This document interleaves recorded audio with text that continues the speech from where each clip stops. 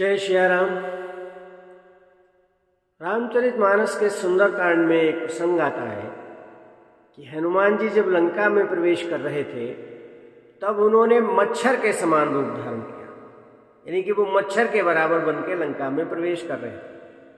मशक समान रूप कपिधरी, लंक ही चलो सुमिरि नर हरि। लेकिन मच्छर के बराबर वाले हनुमान जी को भी लंकिनी ने पहचान लिया।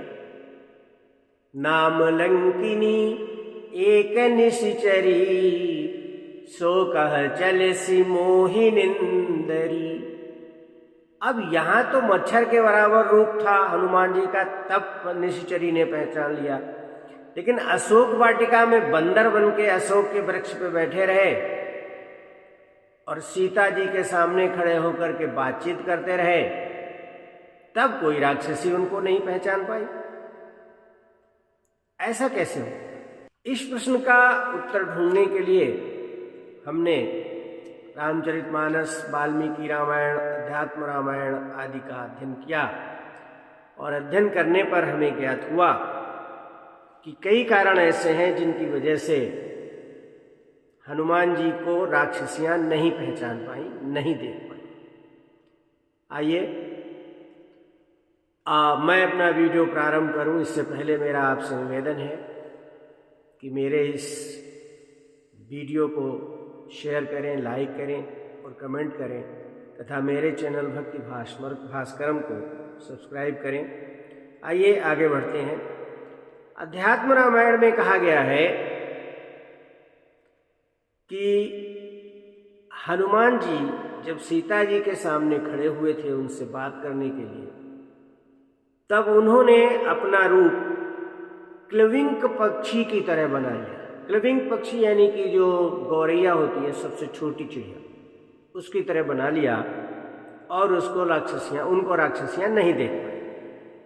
अध्यात्म रामायण के में सुंदरकांड है और सुंदरकांड के तृतीय सर्ग श्लोक संख्या 20 में लिखा है, क्लिविंक प्रमाणांगो रक्तास्या पीतवानरः, ननाम शनकय सीताम प्रांजलि पुरतः स्थिता।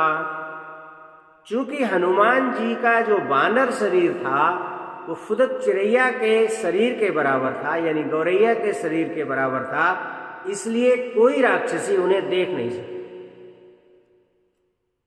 सीता जी के सामने होने के कारण केवल सीता जी ही उनके बानर रूप को देख पा रही थी और दूसरा कोई नहीं देख पा रहा था।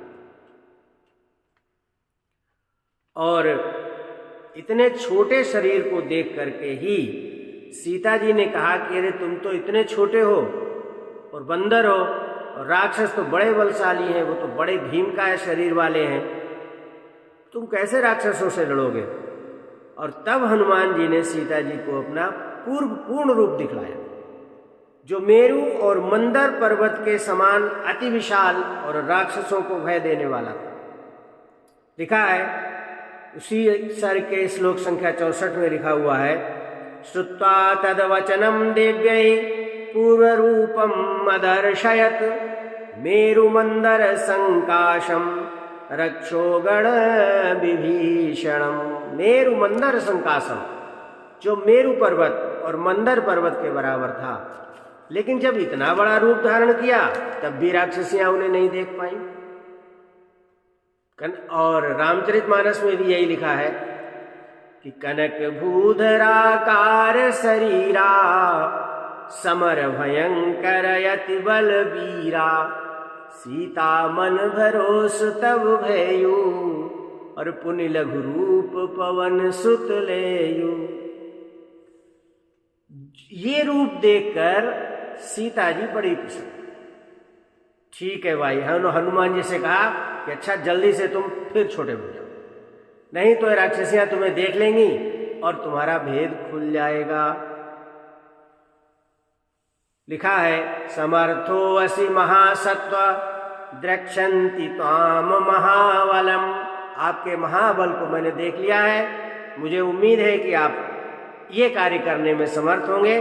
राक्षस्यस्ते शुभा पंथा गच्छ राम बिल्कम द्रुतम।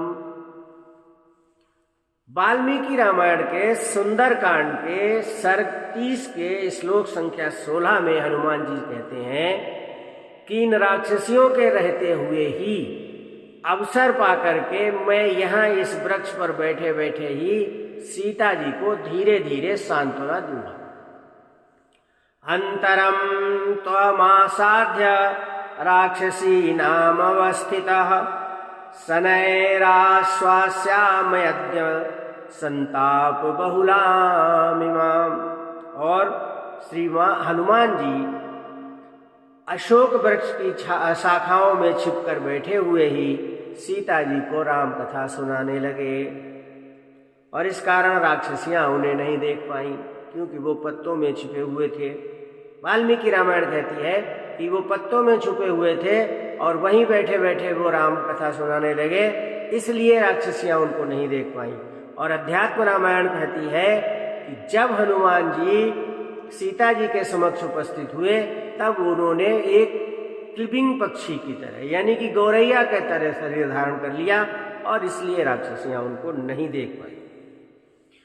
अब प्रश्न ये उठता है कि जब हनुमान जी सीता जी को राम कथा सुना रहे थे और वो राम कथा सीता जी सुन रही थी, अन्य राक्षसियों को सुनाई नहीं दे रही थी, तो उस राम कथा के कहते समय वो राक्षसियां कहाँ गई? अगर अशोक वृक्ष के ऊपर से भी बोल रहे थे तो उन राक्षसियों को भी तो सुनाई देना चाहिए। अध्यात्म रामायण में इसका उत्तर देते हुए कहा गया है कि हनुमान जी केवल उतने ही जोर से बोल रहे थे जो केवल सीता जी को ही सुनाई दे रहा था और सीता जी की रक्षा में दूर दूर बैठी हुई राक्षसियां उन शब्दों को सुनने में समर्थ नहीं थी। अर्थात हनुमान जी बहुत मंद आवाज में बोल रहे थे, इतने धीरे धीरे बोल रहे थे कि केवल सीता जी सुन सकती थी और दूर बैठी राक्षसियां उनके शब्दों को नहीं सुन सकती। अध्यात्म रामायण के सुंदरकांड के ही तृतीय सर्ग के श्लोक संख्या 3 में वर्णन है कि विलोक्य हनुमन किंचित विचार्य दुभाषत शनय शनय सूक्ष्म रूपो जानक्या श्रोत्रगम वचः। और ये तो हुई अध्यात्म और वाल्मीकि रामायण की बात। अब हम रामचरितमानस की बात। रामचरितमानस में रावण